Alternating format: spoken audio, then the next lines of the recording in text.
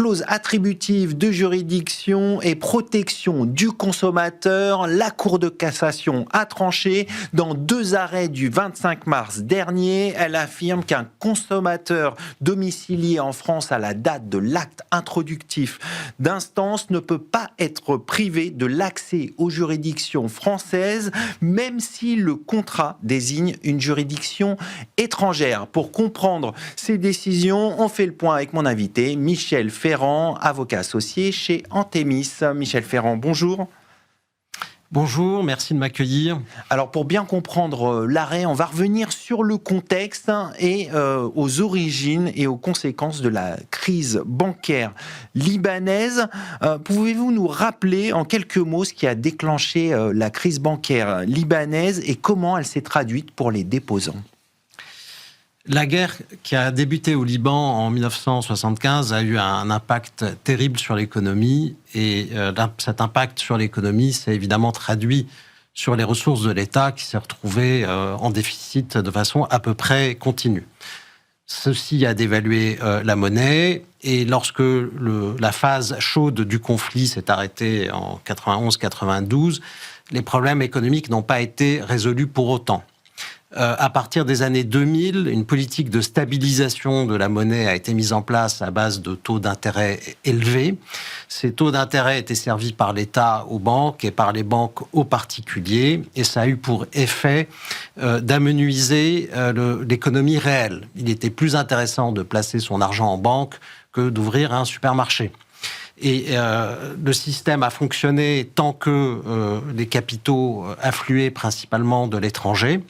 Et aux alentours de 2016-2017, le modèle a été considéré de moins en moins soutenable. Cela s'est tari et cela s'est traduit par le défaut de l'État qui n'a plus remboursé sa dette et le défaut des banques qui ont dit nous, on n'a plus d'argent.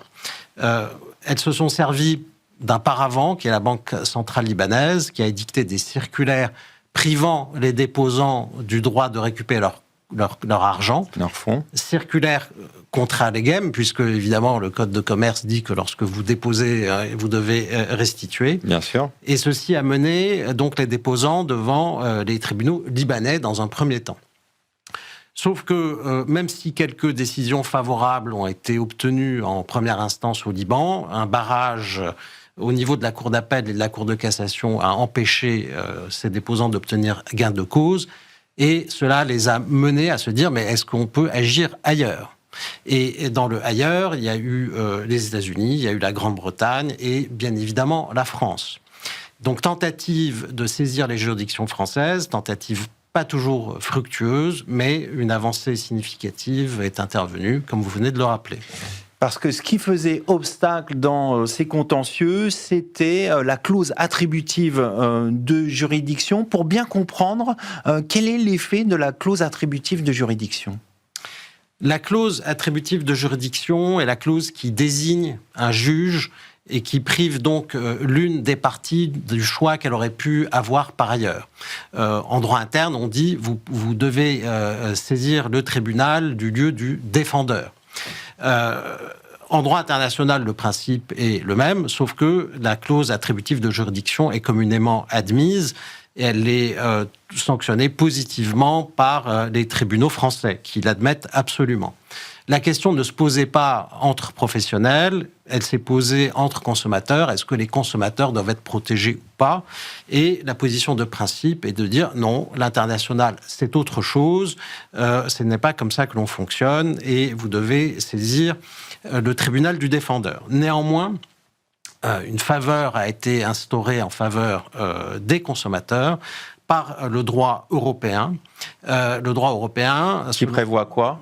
Alors, qui prévoit, en application du règlement Bruxelles 1 bis, que le consommateur peut saisir le tribunal de son domicile lorsque le professionnel est extra-communautaire, mais à une condition que ce professionnel ait dirigé son activité vers la France. Ça veut dire quoi concrètement ? Eh bien, ça, c'est une bonne question, parce que le texte est imprécis.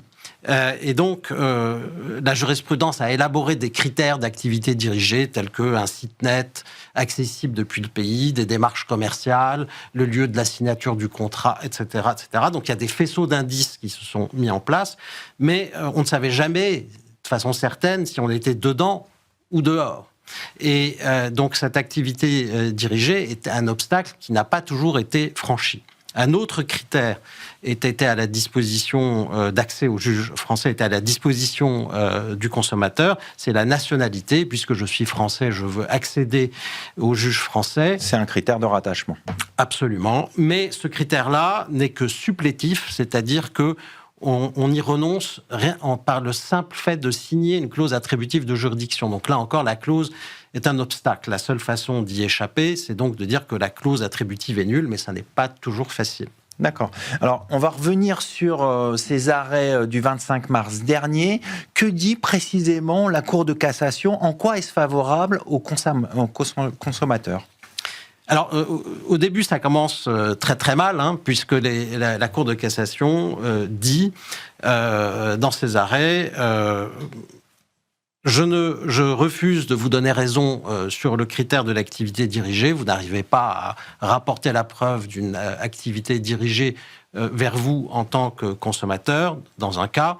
Et dans l'autre cas, la Cour de cassation dit « manque de chance pour vous, vous n'étiez pas domicilié en France, donc il va falloir que vous alliez voir ailleurs ». Bon, donc ça part très très mal, mais la Cour de cassation, immédiatement et de façon très affirmée, c'est-à-dire par des arrêts de principe où elle soulève elle-même un argument qui n'avait pas été mis en avant par les parties, cette Cour de cassation dit « mais il n'est pas utile que vous évoquiez la question de l'activité dirigée. Je me contenterai du fait de savoir que votre domicile est en France et que vous êtes un consommateur. » Donc le seul fait qu'on réside en France, ça permet de bénéficier de cela.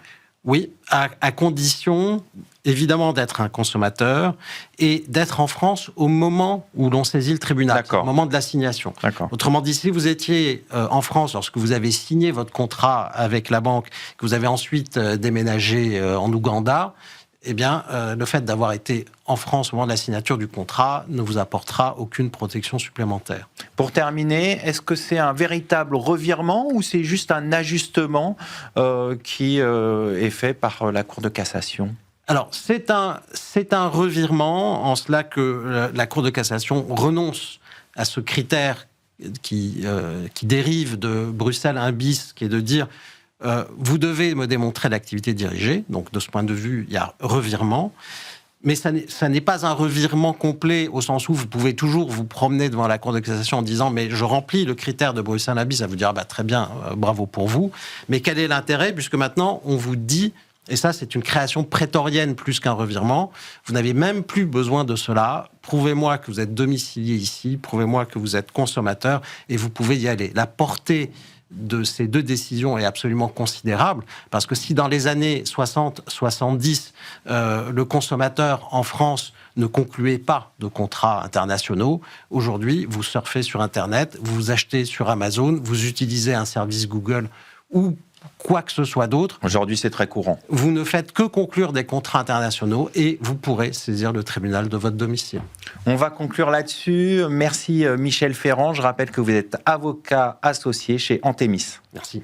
C'est la fin de cette émission. Merci de votre fidélité. Restez curieux et informés. À demain sur Be Smart for Change.